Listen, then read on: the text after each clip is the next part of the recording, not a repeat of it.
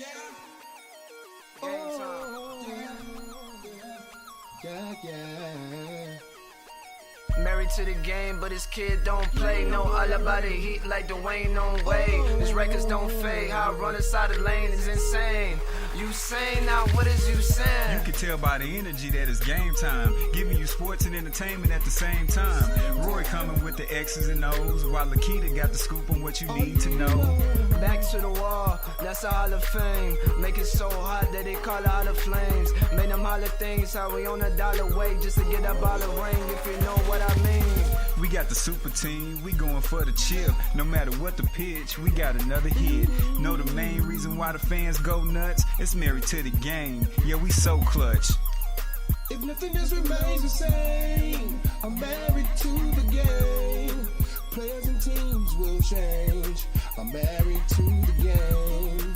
People always come and go, but I'm married to the flow. If nothing else remains the same, we're married to the game. Yeah. Yeah.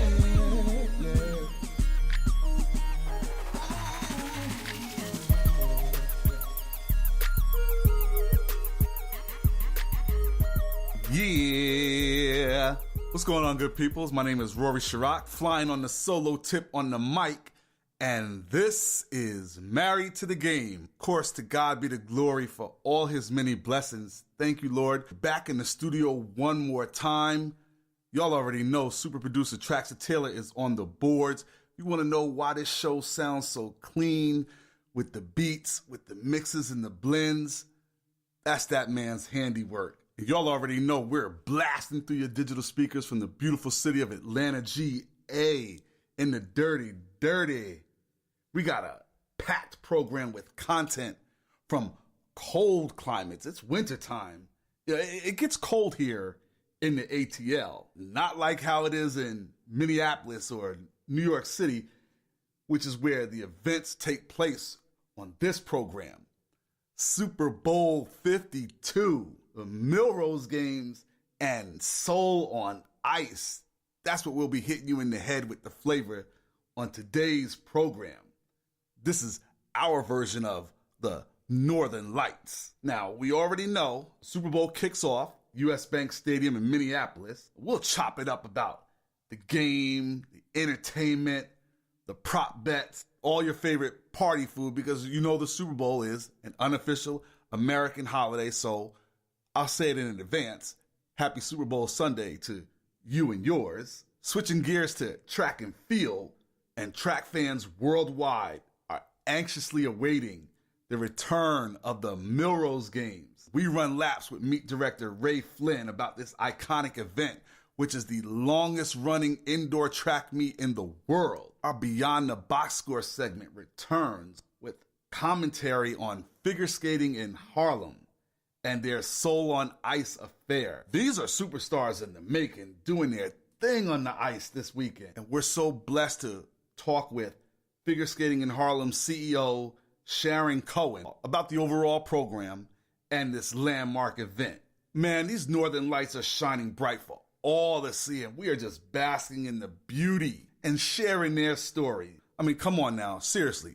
Where else can you find a mix of football commentary, Super Bowl 52, track and field, and figure skating? Man, nowhere.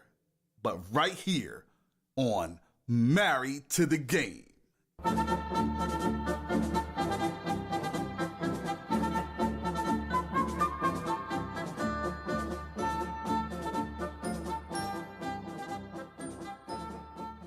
Yeah, that music ought to get you pumped. Ought to get the goosebumps raising up on your arms. Super Bowl 52, Sunday, February 4th, 2018, US Bank Stadium in Minneapolis, Minnesota. Like I said, you already know the Super Bowl is the unofficial American holiday. I mean, for folks like me and a lot of you, it's a massive celebration. I watched the pregame, all of it, 12 noon until the final gun of the game. Think about this now.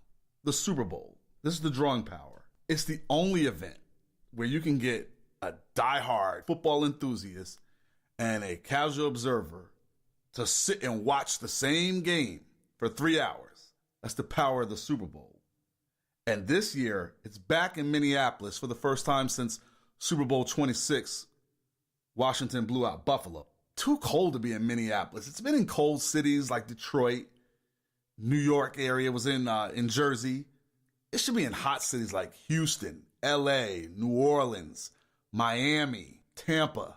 It's going to be here in Atlanta next year. The last time it was in Atlanta, there was an ice storm. I'm biased, so I'm glad it's going to be back here.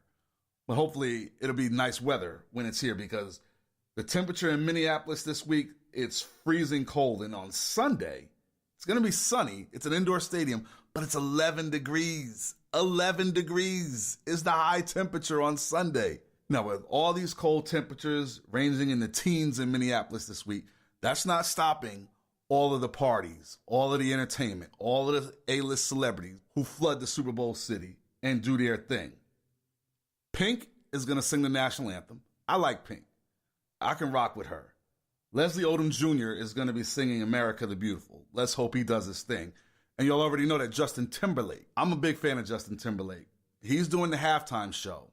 Last time Justin Timberlake did the halftime show, if you don't remember, Super Bowl 38 in Houston, I was blessed to be at that game. That's the infamous wardrobe malfunction with Janet Jackson. No need to go there. We already know what happened.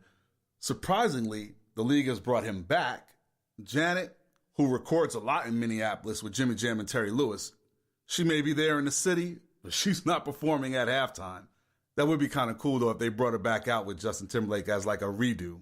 That would be kind of funny, a big little gag right there. But these are some of the acts that are going to be doing their thing this week in Minneapolis. Flo Rida, T-Pain, Gucci Mane, Mingles. Well, I'm not a fan of them. I mean, do your thing. It's just not for me. Cardi B, J-Lo, Snoop, Gwen Stefani, Diddy, DJ Khaled, French Montana, Florida Georgia Line, Dave Matthews Band. It's a real diverse lineup of acts who are going to be performing at various places throughout the city. The Chainsmokers. Now, Minneapolis is the home city of Prince, so it's only fitting that Sheila E. and The Revolution are going to do a nice tribute to Prince. I hope Justin Timberlake does something for him at halftime, too. You're going to do Purple Rain, man. You got to do it right. I know Sheila E. and The Revolution can come correct with whatever their tribute is. And I think Timberlake can do the same thing, too. Those are just a few of the headline acts. But now that I got the entertainment stuff out the way, let's just scratch the surface a little bit on the football aspect. Patriots are going for their 6th ring. Tom Brady is going for his 6th ring. Bill Belichick, as a head coach, this would be 8 overall. Remember, he won 2 as a defensive coordinator with the Giants, Super Bowl 21, Super Bowl 25. Had to throw that in there. Of course, his 2 Super Bowl losses to the Giants, Super Bowl 42, Super Bowl 46. Yeah, I'm a Giants fan. We had a bad year, but I got to throw that stuff in there, that little Super Bowl history. This is a rematch from Super Bowl 39. New England beat Philly 24-21 in that game, and that was them winning back-to-back championships. The Patriots are going for back-to-back championships once again. They beat the Falcons last year down in Houston. And when they won that title against the Eagles back in Super Bowl 39, that was their 3rd title in a 4-year span. Philly playing with backup quarterback Nick Foles, who used to be the starter, against the legend Tom Brady. Who has more pressure in this game? Is it Brady going for ring number 6? Or is it Foles, who's the backup, and win, lose, or draw? Well, no draw, but win, lose, he's going to be the backup next year if he stays in Philly, because that's Carson Wentz's team. Or Brady. I think it's either way, but of course, more of the pressure is on Foles. Brady, whether he wins or loses, it doesn't hurt his legacy. But then some folks will say, oh, it looks kind of bad you lost to a team that was playing with their backup quarterback. There's a lot of intrigue in with this game. And of course, you know, the Super Bowl, aside from just the game itself, it's a spectacle. Again, we mentioned the entertainment, the prop bets. I mean, I think next to the NCAA tournament, this is the biggest sporting event with bets in Vegas, not in Vegas, wherever. There's how long the national anthem will be, who's going to score first, the first turnover, what's the first commercial going to be, what's the score at the end of each quarter. We don't condone betting here on this show. The line right now, as we're here in the studio, is the Patriots by 4. I'm going to take the Patriots to win this game I'm going to take the Patriots to cover that bet. Final score, New England 28, Philadelphia 21. The Patriots win back-to-back championships. Yeah, rah, rah, rah. The Patriots win their 6th Super Bowl overall. Last but not least on our Super Bowl talk is the food. I mean, everyone's having Super Bowl parties. There's so many assortments of smells in the air: burgers, wings, pizza, nachos, guacamole, alcoholic beverages, crab legs, you name it. I mean, whatever. There's really no wrong football food. Someone can cook it wrong, but there's no wrong choice of food of which you can eat.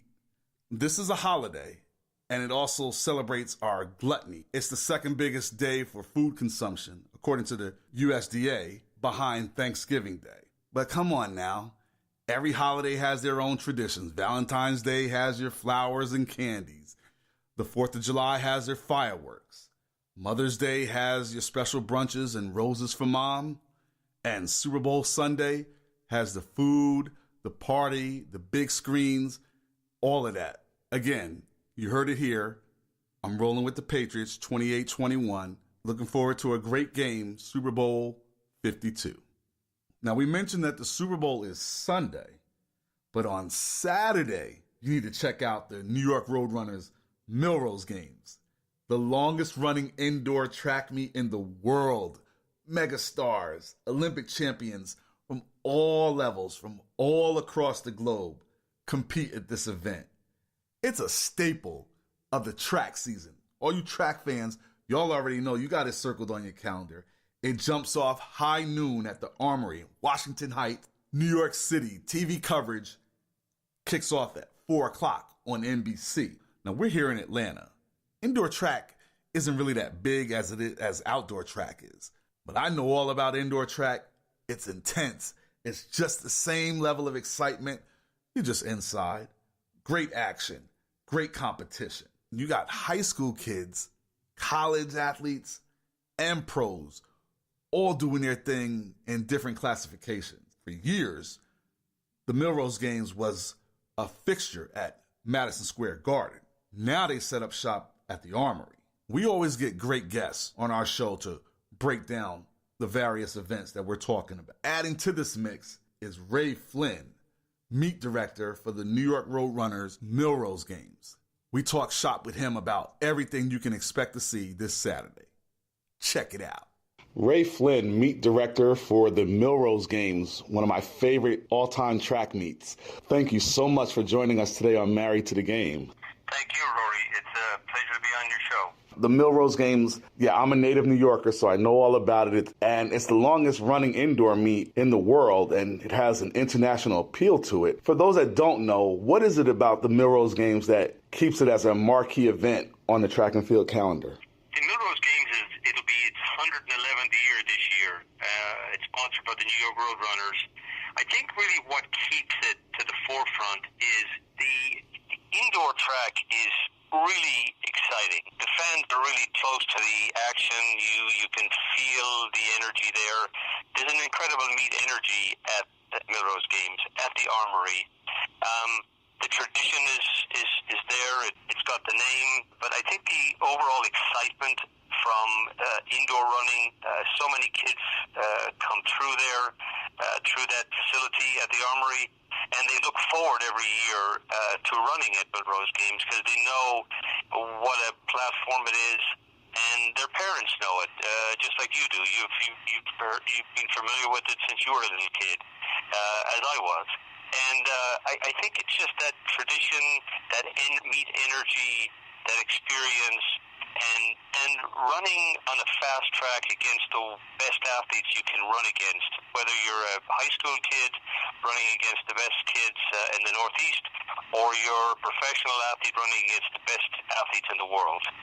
Speaking of which, when you're naming the athletes, who are some of the top billing names to look out for at this year's meet? You know, in a track meet, we have a lot of events. And if I'm looking at the 60 meters, you got the world champion from 217, Tori Bowie. She's a great star, a fantastic athlete. She's headlining that event. In the men's 60, you got Asafa Powell, who's multiple gold